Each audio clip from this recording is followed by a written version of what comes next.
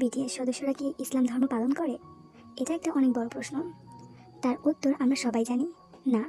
তবে হ্যাঁ, বিটিএস মেম্বারদের অনেকবার ইসলাম ধর্মের কার্যকলাপের সাথে তাদের মিল পাওয়া গেছে।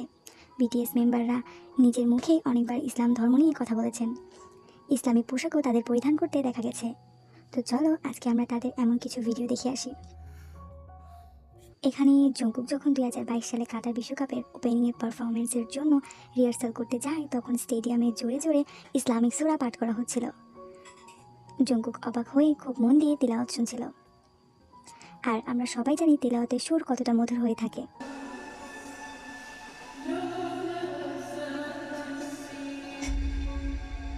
এখানে এই ভিডিওটা সৌদি আরবে ধারণ করা হয়েছিল।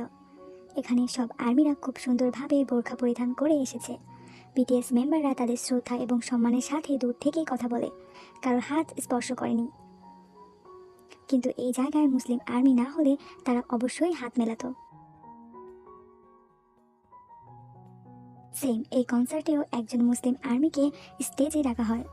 তৎক্ষণাৎ যে বাকি সকল মেম্বারদের বুঝিয়ে বলে যে এই আর্মিটি মুসলিম, আমরা তাকে স্পর্শ করতে পারবো না। তাই আর্মিটির সাথে ছবি তোলার সময় মেম্বাররা তাদের শারীরিক দূরত্ব বজায় রেখে ছবি তোলে। এতে বোঝা যায় বিটিএস মেম্বাররা ইসলাম ধর্মকে কতটা সম্মান করেন। এখানে মেম্বারদের ফেস দেখলেই বুঝতে পারবে অবাক হয়ে মুগ্ধতার সাথে আর্মিটিকে দেখছে, কারণ আমরা সকলেই জানি হিজাবের সৌন্দর্যতা কতটুকু।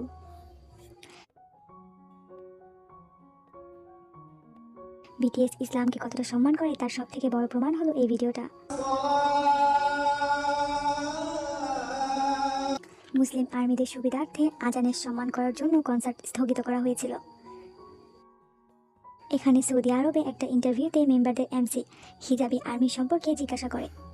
তখন উত্তরে আইম বলে, অনেক হিজাবি আমাদের কনসার্টে আসে, আমি এটা দেখেছি। পারফরমেন্সের সময় এত টাইট করে হিজাব পরে থাকাটা সত্যি অনেক কঠিন, তবুও তারা সুন্দর।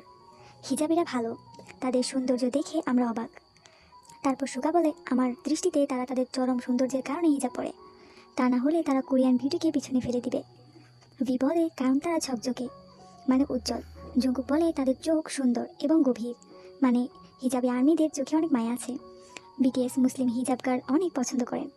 আবার প্রায় আমরা বিটিএসের কিছু কার্যকলাপের সাথে ইসলামী কার্যকলাপের মিল পেয়ে থাকি। এই ছবিগুলো দেখেই অবশ্য বুঝতে পারছো।